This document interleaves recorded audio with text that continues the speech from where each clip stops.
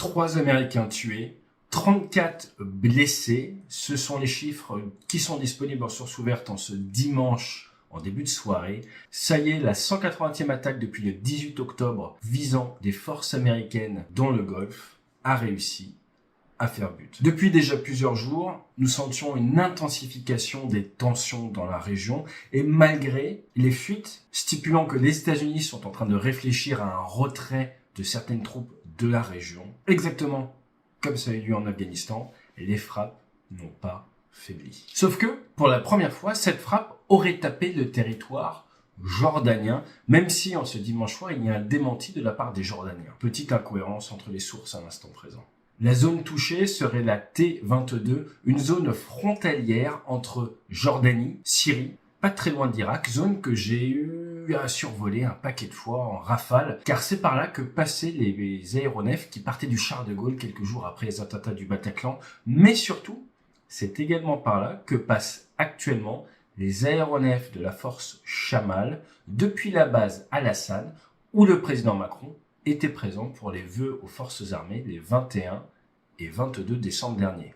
Oui, nous avons des militaires français à quelques dizaines, voire centaines de kilomètres de là où le drone a fait des victimes américaines. Officiellement, nous avons 350 militaires sur cette base aérienne et 600 militaires déployés dans la région pour l'opération Chamal dont nous avons déjà parlé, qui est la version française de Inherent Resolve, qui existe depuis 2014 contre l'État islamique. Et actuellement, la France participe principalement à du renseignement, même si, en 2023, nous avons perdu 3 hommes en Irak lors de cette opération. Si vous vous demandez comment la résistance islamique, c'est le terme de cette faction soutenue par l'Iran d'après les Américains, qui a revendiqué 4 attaques dans la nuit de samedi à dimanche sur 3 bases américaines et une base du côté de Gaza, eh bien peut-être que tout simplement, ils ont Google et ils ont Strava. Car si vous regardez cette application de course à pied, vous trouvez tout de suite où se situent des zones où des personnes font du sport avec des montres connectées.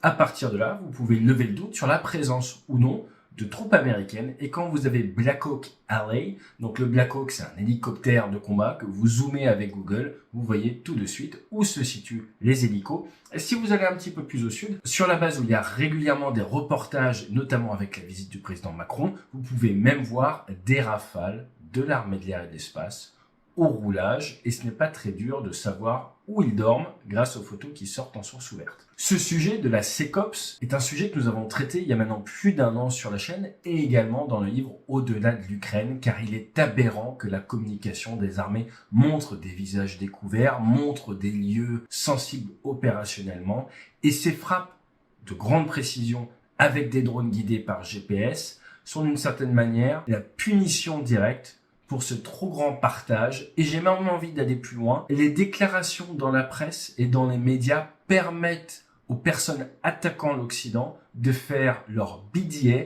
leur Battle Damage Assessment, de savoir le résultat de leur envoi quasiment en temps réel, car il n'y a aucun brouillard de guerre. Dès qu'un navire est attaqué en mer Rouge, on sait tout de suite s'il a fait but ou s'il a tapé 500 mètres autour. C'est un retour d'information absolument incroyable pour les Houthis. Regardez les leçons de l'invasion de l'Ukraine par la Russie, un point très difficile pour les Russes et cette capacité dans leur boucle de ciblage à savoir si la cible a fait but ou pas. Dès que les Ukrainiens communiquent sur ce qui a été touché, les Russes peuvent savoir, tiens, on a touché telle cible, on a touché telle cible, bien plus rapidement qu'avec des surveillances satellitaires.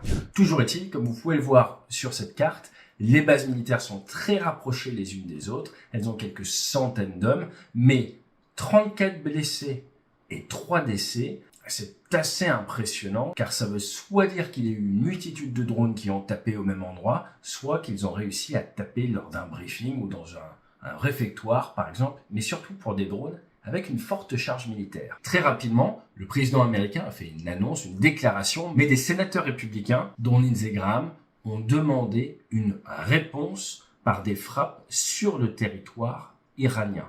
Les prochaines heures vont donc être très tendues. Je vous rappelle qu'il y a moins de 15 jours déjà, le territoire iranien a été tapé par le Pakistan. La tension a diminué derrière. Mais là, avoir des voix sénatoriales qui s'élèvent pour demander une frappe sur le territoire iranien, en pleine période électorale. Alors qu'aux États-Unis, il y a déjà de fortes tensions à la frontière du Texas, la semaine risque d'être extrêmement dense pour le président américain. Dans tous les cas, la frontière de la Jordanie, du côté de Robkhan, cet endroit-là, est un endroit qui avait fait parler de lui à partir de 2014, car de nombreux réfugiés syriens étaient entrés en Jordanie, plus de 1,4 million par ce poste frontière. Vers 2016, il l'avait fermé et depuis, il y a donc cette présence de bases américaines qui vise à sécuriser et surtout contrôler cette zone des 3 frontières. Et point important, 15 000 personnes vivent là dans le désert, des réfugiés syriens à quelques kilomètres de ces bases américaines. Et vous voyez, c'est la zone 55. Pourquoi 55 ? Parce que c'est 55 kilomètres dits de zone sécurisée, de safe zone autour de la base de Tanf qui est protégée normalement par les troupes américaines. En parallèle, car la zone est très chaude, si nous continuons un peu plus vers le sud, vers le golfe d'Aden, dans la nuit de vendredi à samedi, à force d'envoyer des drones, à force d'envoyer des missiles, les Houthis ont fini par faire but sur un tanker et a déclenché un incendie. C'est le Marlin Luanda qui a pris feu. Avec son équipage, ils ont tenté d'éteindre l'incendie. Rapidement, des navires présents sur place sont venus à son secours, l'USS Carney, dont nous avons beaucoup entendu parler, mais également un nouvel arrivant dans la zone, une frame spécialisée dans la défense aérienne, l'Alsace, qui se trouvait à 50 km d'après le commandement à l'Indien, le commandement de la force navale dans l'océan Indien, et également un navire indien qui est venu et qui a aidé. Et ces navires militaires ont donné de la mousse, ce qui a permis à l'équipage, en une vingtaine d'heures, d'éteindre l'incendie et de quitter la zone. Ce navire, enregistré du côté des îles Marshall, était armé par 22 Indiens et un ressortissant du Bangladesh et a beaucoup été aidé par le navire indien lors de sa lutte contre l'incendie. Donc en résumé, dans le week-end, nous avons vu un premier vrai coup au but, mais sans décès, sur un tanker qui aurait pu virer en catastrophe. Nous avons également vu une frégate anglaise attaquer directement. D'ailleurs, les Britanniques ont publié ces images de l'interception du drone par un missile tiré par le HMS Diamond. Nous avons vu l'ADA Alsace fraîchement arrivé sur zone qui a traversé Suez le 20 janvier, voir de l'action. Mais surtout, après avoir perdu 2 Navy Seals il y a quelques semaines, nous avons eu les premiers morts américains directement liés à une attaque de drone. Il sera intéressant de comprendre pourquoi la base n'était pas mieux défendue face à ces menaces qui maintenant sont plus que monnaie courante et connues. Et comme nous vous le disons et nous vous le répétons sur cette chaîne depuis des années désormais, la posture défensive est extrêmement complexe, même sur de la défense de points. Et c'est de la défense de points qui est nécessaire pour ces bases américaines. Et alors que des Français sont présents dans la zone, il va être très intéressant de suivre dans les prochains jours la réponse des Américains et l'éventuel changement de posture française. Mais bon, de ce côté-là, je pense qu'il y a d'autres priorités, notamment le siège de Paris. Mais ceci est une autre histoire. Je vous souhaite à tous une excellente semaine qui s'annonce probablement compliquée dans les transports. Bon courage aux agriculteurs également. J'ai la belle famille qui est dans les kiwis bio. Et j'ai envie de vous dire, c'est comme l'aviation, c'est pas facile tous les jours. Allez, fly safe.